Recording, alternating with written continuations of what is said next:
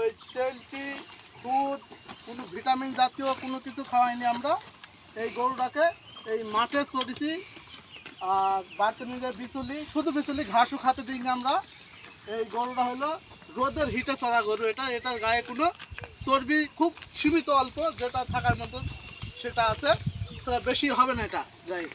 এটা হলো রোগ মুক্ত গরু, মানে এর কোনো ফ্যানের বাতাসও আমরা দিইনি। এই মাথাতে কোনো রকম ভাঙা গয়েলের ভেতর থাকে। হ্যাঁ, এই গরুটা খুবই ভালো গরু, আপনারা দেখতে পাচ্ছেন। গরুটা মাঠে দাম কত? এই গরুর দাম কত? এই গরুটার গোশ হবে 8 মণ, কিন্তু গরুটার দাম আমরা চাচ্ছি, কোনো ব্যাপারই পাচ্ছি না। এই গরুটার দাম চাচ্ছি 2 লাখ হলেই ছেড়ে দেবো। গরুটা খুব ভালো গরু।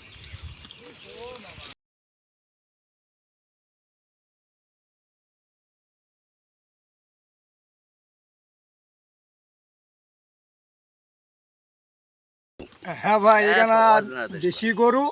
এই গরুগুলা এখন কুরবানি ঈদ উপলক্ষে আমরা তৈরি করেছি একেবারে দেশি গরু। আর এই গরুকে কোনো খোল চেলটি ছাড়া খালি বিচুলি খাই আর মাঠে চড়ি দেশি জাতের গরু। এই গরুগুলা আমরা তৈরি করেছি। এই গরুগুলা যদি ভাই কেউ যদি নিতে, মেহেরপুর জেলাতে কোরবানির জন্য দেশি গরু ও ছাগল ক্রয় বিক্রয় হচ্ছে। বাংলাদেশে কোরবানির ঈদকে কেন্দ্র করে দেশি গরু ও ছাগল চাষের ও বাজারজাতকরণ একটি গুরুত্বপূর্ণ খাত। বিশেষজ্ঞরা মনে করছেন মানুষের ক্রয় ক্ষমতা হ্রাস এবং ভারত ও মায়ানমার থেকে অবৈধ পথে গরু আসার কারণে এই সংকট তৈরি হয়েছে। বিভিন্ন অঞ্চলে খামারিরা জানিয়েছেন বড় গরুর চাহিদা কম থাকায় তাদের অনেক গরু অবিক্রিত থেকে গেছে। মানুষের আর্থিক সংকটের কারণে ছোট মাঝারি গরুর চাহিদা বেড়েছে।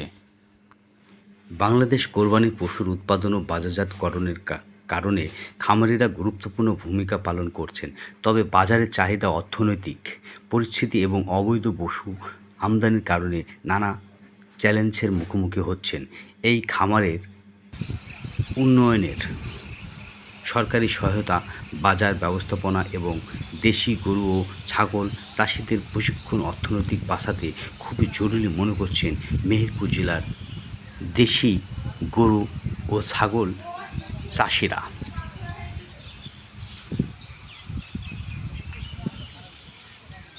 বিক্রি করতে পারলে ভাই আমরা একটু লাভবান হতাম ভাই। এই কেমন দাম টাম কেমন চাই এগুলা? ভাই এখানে আমরা ওই একদম অরিজিনাল দেশি গরু, ঠিক আছে, 7.5 মণ 8 মণ ওজনের গরুগুলা 200 হইলে আমরা দেওয়ার আশা করছি, বুঝলেন।